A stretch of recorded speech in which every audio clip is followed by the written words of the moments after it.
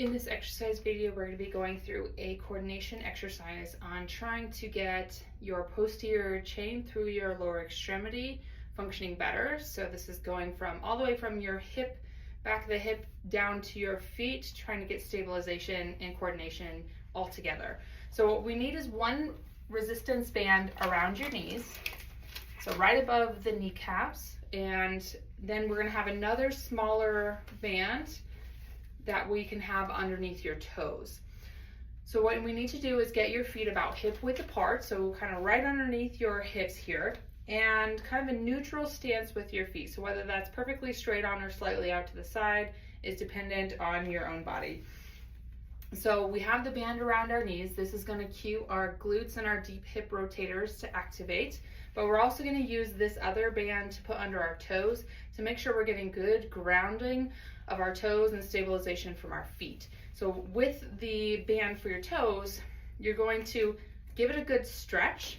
Keeping that stretch, you're going to put it directly underneath just the toes themselves. So not under the ball of the foot, definitely not on the arch, but just under primarily the big toe and the other toes there. So what we're going to do is spread our toes into the band, keep that tension out to the side. So we're trying not to let the band come back together, and just maintain your spread yoga toes into the floor and keep them grounded with equal pressure between the big toe and the pinky toe sharing the load. So we're not shifting our weight one way over the other. And then from there, we're going to get our tall spine posture, light core engagement, and then press the knees out into the band. You should feel that activating in your deep hip.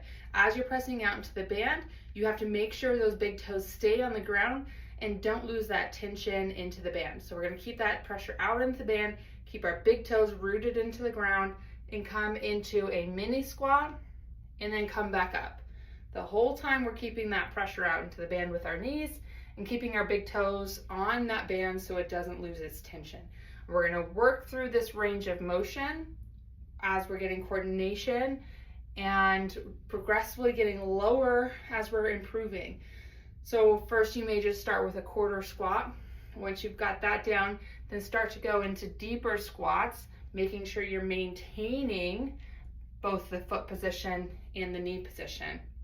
And we want to make sure we're keeping good squat mechanics as we're going down, so we need the spine to be neutral, core engaged, and giving that little bit of a hip hinge. So from the side, tall spine, core engaged, hip hinge as we're going into the squat, okay? So we don't want to round as we're going into the squat and lose our core stabilization from our lower back. So keep that tall posture as we're going into our squat, and then working into lower and lower squat positions. So again, let me show you a closer up position of my feet.